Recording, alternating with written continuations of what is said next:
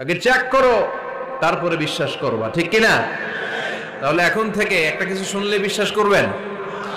একজন এসে বলল, ভাইজান আপনার মেয়েরে দেখলাম আরেক ছেলের সাথে বাজারে ঘোরাফেরা করে, ওই রমনার বটমূলে দেখলাম আপনার মেয়ে আরেক ছেলের নিয়ে ফষ্টি নষ্টি করে, লোকের কথা বিশ্বাস করে বাসায় যে মেয়ের চুলের মধ্যে ধরে মাইর, আইজো মার কাইলো মাইর। এরকম হইতে পারে না? হয়তো ওই লোক আপনার মেয়ের মতো দেখতে আরেক মেয়েকে দেখছিল। এরকম হয় কিনা সমাজে? একজন এসে বললো, ভাই আপনি এখানে ভাবিরে তো দেখলাম ওই জায়গায় আরেক লোকের সাথে ঘোরাফেরা করতেছে, খবর রাখেন না বাসা? আপনি দেখে মেয়েকে, ঘটনা কি? আমার খেয়ে আমার পরে আরেকজনের সাথে, যে এই বাড়িতে যে মাইর, কোনো কথা নেই। দেখবেন যে ছোট্ট মারামারি থেকে এই ঘটনা অনেক সময় বিচ্ছেদ বা ডিভোর্স পর্যন্ত গড়ায়, ঠিক কিনা? ওই যে শোনা কথায় কান দিচ্ছেন, ফাতাবাইয়ুন, আপনি চেক করেন নাই। হয়তো আপনার স্ত্রীর মতো দেখতে বা আপনার স্ত্রী যে জামা পরে, যে পোশাক পরে, এরকম পোশাক পরে আরেক নারীকে দেখছে, আপনার বউ না এটা। আপনার মেয়ের ব্যাপারে যে তথ্য দিয়েছে এটা সঠিক নয়, সে আপনার মেয়ের মতো আরেকটা মেয়েকে দেখেছে, এসে আপনার কাছে বলে দিছে, আপনি বিশ্বাস করছেন। ভেজাল আছে না নাই? এই ভেজালগুলোকে থামানোর জন্য কোরআনে এই বিধানগুলো নাজিল করেছে কে? তাহলে ফরিদপুরের ভাইয়েরা, সমাজটাকে সুন্দর রাখার তথ্য একটা শুনলেই বিশ্বাস করবেন না। সিলে কান নিয়ে গেছে, শুনলেই সিলের পিছনে দৌড়, নাকি? কি করবেন? আগে কানে হাত দিয়ে একটু দেখবো কান দুইটা আছে না নাই, তারপরে চিলের পিছনে দৌড়াবো। তাহলে এখন থেকে আমরা তথ্য একটা শুনলে বিশ্বাস করব। তাহলে কি করবেন? বলতে হবে কি করবেন? যাচাই বাছাই, জাস্টিফিকেশন অফ দ্য নিউজ। কোন নিউজ জাস্টিফিকেশন ছাড়া আমরা প্রচার করব, বিশ্বাস করব, শেয়ার করব না। আল্লাহ বললেন, ইয়া আইয়ুহাল্লাযীনা আমানু লা ইয়াসখার কওমুম মিন কওম। ওহে আমার ঈমানদার বান্দারা, শোনো শোনো, খবরদার কখনো কোনো মুমিন বান্দারে ঠাট্টা করো না, অবজ্ঞা করো না, ঠাট্টা করো না। তার মনে কষ্ট হয় এমন কোন কথা তারে বলো না। Never scoff of anybody. কাউকে নিয়ে ঠাট্টা করবেন না, তার দেহ নিয়ে, তার আকৃতি নিয়ে, তার বংশ নিয়ে। এক লোকের বাবা ছিল চোর, কিন্তু তার ছেলে অনেক ভালো। আপনি কি তারা বলতে পারবেন তুই চোরের ঘরের চোর? বলতে পারবেন? চুরি করছে বাবা, ওর কি দোষ? কথা বলেন। এগুলো কবিরা গুনাহ। আওয়াজ করে বলেন তো, কি গুনাহ? কবিরা গুনাহ। কারো আকৃতি নিয়ে, আমার ফরিদপুরের কলিজার টুকরা যুবক ভাইরা, কারো আকৃতি নিয়ে কখনো অবজ্ঞা করবে না, তুচ্ছ জ্ঞান করবে না। এটা কবিরা গুনাহ, এটা আল্লাহ খুব অপছন্দ করেন। এর কারণ আকৃতিটা আমাদের হাতে নাই। আমাদের কারো নাক লম্বা, কারো খাটো, আমরা কেউ কালো, কেউ সাদা, আমরা কেউ স্মার্ট, কেউ অন্যরকম। তো এই যে আমাদের এক এক ধরনের আকৃতি, এটা কি আমি বানাইছি? আপনি বানাইছেন? দিছে কে? এই জন্য কারো দেহের গঠন নিয়ে যদি আপনি অবজ্ঞা করেন, এটা প্রক্ষান্তরে আপনি স্রষ্টাকে নিয়ে অবজ্ঞা করলেন। কারো দেহের আকৃতি নিয়ে যদি আপনি তুচ্ছ করেন, তাকে তুচ্ছ করেননি, আমার রবকে আপনি তুচ্ছ করেছেন। চিল্লায় বলেন ঠিক কিনা?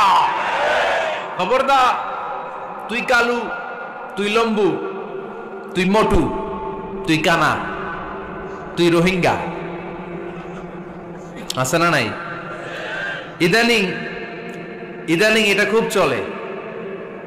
এই রোহিঙ্গা নামটা আছে না? ফরিদপুরে এগুলো ঢুকে নাই না? আমাদের ওইদিকে দেখি কি অবস্থা, কারোর সাথে কেউ লাগলে তুই রোহিঙ্গা।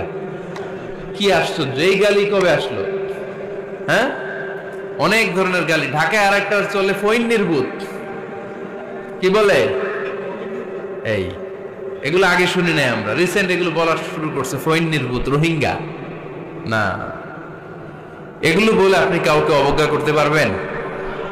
পারবেন না। খবরদার, এটা কবিরা গুনাহ, এটা ছোট গুনাহ মনে করবেন না। কারণ আকৃতি নিয়ে তুচ্ছ করা যায় না, কারণ আকৃতি দান করেছে কে? হুয়াল্লাযী ইউসাউইরুকুম ফিল আরহামি কাইফা ইয়াশা লা ইলাহা ইল্লা হুয়াল আজিজুল হাকীম। তিনি এমন সত্তা যিনি তোমাদের চেহারার অবয়ব দিয়েছেন, তোমাদের আকৃতি দান করেছেন তখন যখন তোমরা মায়ের পেটের ভেতরে ছোট্ট জোকের মতো ছিলা। মায়ের পেটের ভেতরে আমরা যখন সবাই এত ছোট্ট, তখনই আমাদের চেহারার আকৃতি দিয়েছে কে? কে সুন্দর হব, কে ছেলে হব, কে মেয়ে হব, কে মোটা হব, কে চিকন হব আমার ইচ্ছায় হয়েছি? আওয়াজ করে বলতে হবে, কার ইচ্ছায়? প্রত্যেককে যদি আল্লাহ প্রত্যেকের নিজের চেহারা ডিজাইন করতে দিতেন, আল্লাহ যদি বলতেন তোমার চেহারাটা কেমন হবে তুমিই ডিজাইন করো, তাহলে আপনি আপনারা কেমন বানাতেন? হ্যাঁ বলেন, ফরিদপুরের ভাইরা বলেন, সুন্দর করে বানাতেন তাই না? সবচাইতে স্মার্ট, সবচেয়ে সুন্দর করে আমি আমার চেহারাটা বানাতাম যদি আমাকে ডিজাইন করার সুযোগ দেওয়া হতো। কিন্তু এই সুযোগ তো আল্লাহ দেন নাই। ডিজাইন স্বয়ং করে দিয়েছেন কে? কোন নারীকে যদি আল্লাহ বলতে এই নারীরা তোমাদের চেহারা কার কেমন লাগবে তোমরা বানাও, প্রত্যেক নারী কি করতো? বিশ্ব সুন্দরী করে নিজেকে বানাতো। খুদ ধরার মতো কোনো জায়গা সে নিজের জন্য রাখতো না, ঠিক কিনা? কিন্তু এটা আল্লাহ দেন নাই।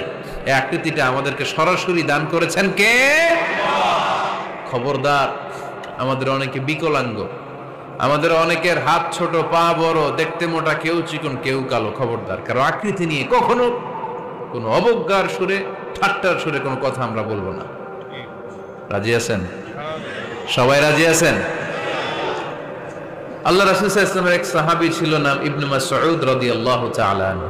ওনার পায়ের নলা ছিল খুব চিকন, অস্বাভাবিক চিকন, স্বাভাবিক না। তো উনিও এটা ঢেকে রাখতেন, দেখাতেন না কাউকে। একদিন উনি খেজুর পাড়ার জন্য খেজুর গাছে উঠলেন। খেজুর গাছে ওঠার পরে নিচ থেকে সাহাবারা পায়ের চিকন নলা দেখে ফেলছে। দেখে সবাই হাসি, সবাই হেসে কুটি কুটি। বিশ্বনবী বললেন, হেসো না, খবরদার, আমার ইবনে মাসুদের পায়ের চিকন নলা দেখে হেসো না। আমার ইবনে মাসুদের এই পায়ের চিকন নলা যদি মিজানের পাল্লায় উঠিয়ে দেয়া হয়, কিয়ামতের দিন উহুদ পাহাড়ের চেয়েও ভারী হয়ে যাবে। খবরদার, আমার ইবনে মাসুদকে আমার আল্লাহ অনেক পছন্দ করে, তার পা চিকন দেখে তাকে তুচ্ছ করো না। আল্লাহর হাবিব সাল্লাল্লাহু আলাইহি ওয়াসাল্লামের 11 জন স্ত্রীর মধ্য থেকে একজন স্ত্রী ছিলেন একজন স্থূল আকৃতির, অবেসিটি ছিল, একটু মোটা। ওনার নাম ছিল সাফিয়া রাদিয়াল্লাহু তাআলা আনহা। আম্মা জান আয়েশার সাথে একবার সাফিয়ার ঝগড়া। নবীদের বউদের মাঝে মাঝে মাঝে ঝগড়া হতো, তবে সেটা হতো মধুর ঝগড়া। সুবহানাল্লাহ পড়েন। আম্মা জান আয়েশা রাদিয়াল্লাহু তাআলা আনহার বাসায় একদিন বিশ্বনবী বসা ছিলেন। আরেকজন স্ত্রী, বিশ্বনবীর আরেকজন স্ত্রী রান্না করে কিছু খাবার আম্মা জান আয়েশার ঘরে পাঠিয়েছেন। এক দাসী দিয়ে বলল, যাও এটা আয়েশার ঘরে দিয়ে আসো, কারণ নবী আয়েশার ঘরে। আম্মা জান আয়েশা রাদিয়াল্লাহু তাআলা আনহা বললেন, এগুলো কি? ওই দাসী বলে, তরকারি। কে দিছে? অমুক স্ত্রী। কেন দিয়েছে? আমি কি রান্না করতে পারি না? তোমরা রান্না তোমরা খাও। এই কথা বলে পাতিল সহ উড়ায় মারছে চেহারার মধ্যে। এর কারণ ওনারা মানুষ ছিলেন, মানবীয় ব্যাপারগুলো ওনাদের মধ্যেও কাজ করত। আবার এক স্ত্রী ঝোল দিয়ে রান্না করে কিছু খাবার নিয়ে এসেছে। আম্মা জান আয়েশা রেগে মেগে ওই ঝোল নিয়ে ওই স্ত্রীর গালের মধ্যে মেখে দিয়েছেন। বিশ্বনবীর আরেক বউয়ের গালের মধ্যে ওই ঝোল লাগাই দিচ্ছে। এবার ওই স্ত্রী বিশ্বনবীর কাছে যেয়ে বলে, ইয়া রাসূলুল্লাহ, দেখেন আয়েশারে আপনি বেশি আদর করেন তো, দেখেন কি করে আমাদের সাথে। এই যে আমাদের গালের মধ্যে ঝোল মাখাই একেবারে মেকআপ বানাই দিচ্ছে। বিষ্ণু ইসা ইসলাম বললেন, তাই আয়েশাকে ডাকো। আম্মা জান আয়েশা রাদিয়াল্লাহু তাআলা আনহা আসলেন। আল্লাহ রাসূল সাল্লাল্লাহু আলাইহি ওয়াসাল্লাম বললেন, তুমি কি আমার এই স্ত্রীর সাথে এমন আচরণ করেছো? আম্মা জান আয়েশা বললেন, করেছি। কেন? আম্মা জান আয়েশা বললেন, তখন মেজাজটা গরম ছিল, এখন বুঝতে পারতেছে আসলে এই কাজটা করা ঠিক হয় নাই। এবার বিশ্বনবী বিচার করবেন। বিশ্বনবী বললেন, আল কিসাস, যেমন করা হয়েছে বিচার হবে তেমন। তোমার গালে যেমনি ঝোল লাগাই দিছে, তুমি একটু ঝোল নিয়ে আয়েশার গালে লাগাই দাও। সুবহানাল্লাহ পড়বেন না? ওই স্ত্রীও কিছু ঝোল নিয়ে আম্মা জান আয়েশার গালে লাগাই দিল। এখন দুইজনে হাসতেছে, বিশ্বনবীও হাসলেন, আরশের উপর থেকে খুশি হয়ে গেলেন কে? তো স্ত্রীদের মধ্যে মাঝে মাঝে এটা ঘটতো। সাফিয়া রাদিয়াল্লাহু তাআলা আনহা ছিলেন একটু মোটা। আম্মা জান আয়েশা বললেন, ইয়া রাসূলুল্লাহ, দেখেন আপনার মুটি বউ, আপনার মুটকি বউ। এই মুটি বউ বলে একদিন একটা গালির মতো দিয়ে ফেলছে। আল্লাহ রাসূল সাল্লাল্লাহু আলাইহি ওয়াসাল্লাম রেগে গেলেন, বললেন, আয়েশা এটা কেমন কথা তুমি বললা মুটি? আমার সাফিয়ারে তুমি মুটি বলে গালে দিলা রে আয়েশা।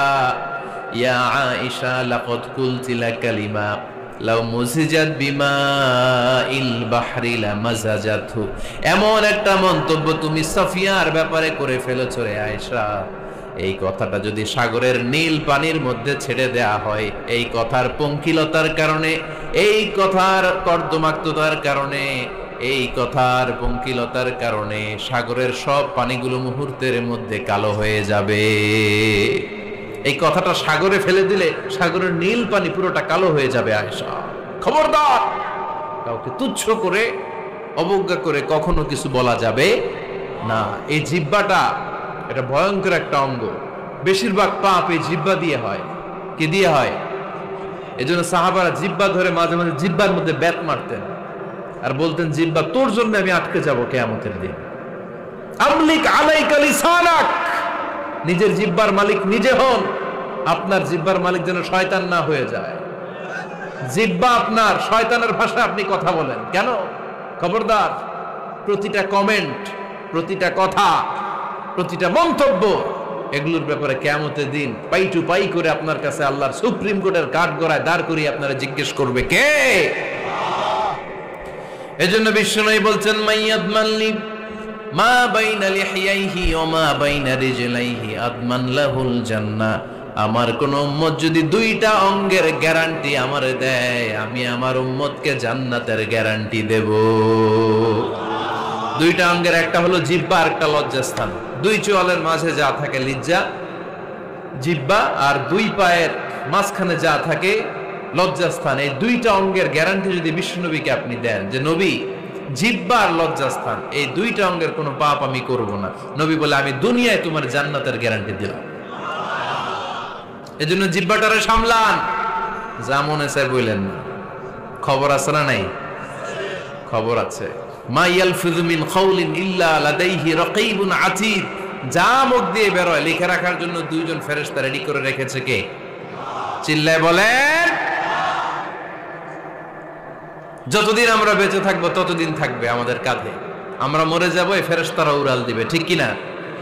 দুই কান্দে জি ছিল যে তোমার দুইজনা পাহারা, তোমারে একলা থইয়া পালাইছে তাহারা, তোমার আট কুঠুরি নয় দরজা বন্ধ এবার হলো রে হলো, মুখে আল্লাহ রসুল সবে বলো, ও মুখে আল্লাহ রসুল সবে বলো, দুয়ারে আইসাছে পালকি নাই হরি গাও তোলো রে তোলো, মুখে আল্লাহ রসুল সবে বলো, ঠিক না?